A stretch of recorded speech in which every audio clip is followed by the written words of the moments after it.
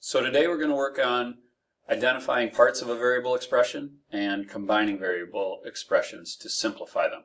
So we've got a few vocab words to start with. First one is term.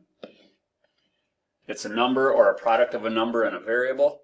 And I wrote a hint that a term is a number or a letter or a number next to a letter. So x or 5 or 7x, anything like that. Any of those examples. I'm going to go kind of quickly through the vocabulary words, and then the teacher can pause the video so you can write down whatever you need, and don't be afraid to ask questions about any of those vocabulary terms. So a term is like a piece of your variable expression. A constant, I believe we talked about constant back in chapter 1. A constant is a term with no variable. It's a plain number, like the number 7 or the number 5 or the number -2. Those are constants, and the reason they're called a constant is because a constant is always the same. The number 4 is always worth 4 of anything. Okay. Like terms are terms with identical variables. So they have the exact same letter. 4x, -8x, and x are like terms because they all have the same variable with them. Likewise, the constants 3, -21, and 45 are all like terms because they're all constants. They're all the same. They have no variable, so they are like terms.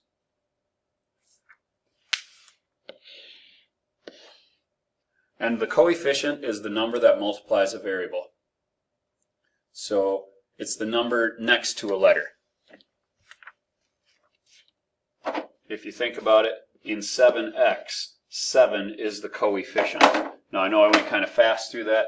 The teacher can pause this so you have time to write down the 4 definitions, and you can ask some questions if needed. So how do we use this? Well, now that we know what the parts are, or the terms are, in a variable expression, we can use this to simplify our expressions. But before we start doing that, you need to write this down somewhere in your notes. It's very important. Before you work with an expression, change all subtraction to addition. So in our example here, 3m minus 2n plus n minus 4, there's some subtraction. And what we need to do first is make it all addition. And if you think back to chapter 1, we learned that any subtraction problem is the same as adding the opposite. And we had a lot of names for it. We had stuck like glue, one big plus. You had to decide what worked best for you. So this would be rewritten as 3m plus -2n, and the -2n can be in parentheses, remember, plus n plus -4. And the -4 can be in parentheses. One more tip I have for you.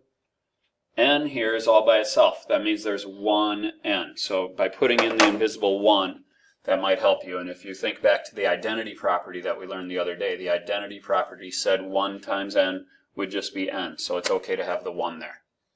Now you might be wondering, why did we have to spend our time doing that? Well, if you remember a couple days ago, we dealt with the commutative property of addition, the associative property of addition. None of those properties that we learned the other day were properties of subtraction. So in order to use those properties, we had to change everything into addition. So again, make sure before you start working with an expression, all your subtraction gets changed into addition. So let's use that to simplify a little bit. Actually, first let's identify all the parts. So here's our same equation, 3m minus 2n plus n minus 4. First thing I want to do is change it into addition, 3m plus -2n plus n, and I'm going to put in the invisible 1, plus 1n plus -4. Now if I look at the questions here, it says identify the coefficients. So looking in there, I got to find my coefficients. Remember that coefficients are the numbers that are attached to the letters. They're the numbers that multiply by the variable. So go ahead and write down what you think the coefficients are. Then look for like terms, and remember that like terms are the things that have the exact same variable, the exact same letter. So when you think you found your like terms, go ahead and write that in. And then look for any constants, and remember constants are plain numbers. So pause the video now, take 2-3 minutes, fill in these pieces, and then turn the video back on to look for our answers. Alright, we're back. Coefficients. Coefficients are the numbers attached to the letters, or the numbers multiplied by the variable. I see a 3 is multiplied by m, a -2 times n, and the invisible 1. Okay, obviously it's visible now because we put it in there. So the coefficients that I see are 3, -2, and 1. As far as like terms have to have the same letter. The only terms I see with the same letter are -2n and positive n, or positive 1n. Okay, those are like terms because they have the exact same variable. And then as far as constants I know are numbers all alone. Lots of kids make a mistake here and they write 4. But remember, we had to change everything into addition first, so the constant in this equation, or excuse me, in this expression is -4. So now that we did a little practice together, why don't you spend some time on these? Letter A, find the coefficients in letter A and write them in this box. Find the like terms in letter A and write them in this box.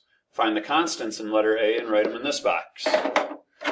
Find the coefficients in letter B, write them in this box. Like terms in B go here. Constants in B go here. In letter C, coefficients go here. Like terms in C go here. Constants in C go here. Now, in some of them, maybe you're missing a coefficient, or missing a like term, or missing any constants, you just write none, N-O-N-E, in that one. So take a minute or two, pause the video, try all these, and then come back and we'll go through answers together. So looking at letter A, coefficients are numbers attached to letters. I see 2 is attached to S and 4 is attached to S. Remember, for coefficients, you only write the number in the term that's attached to the variable.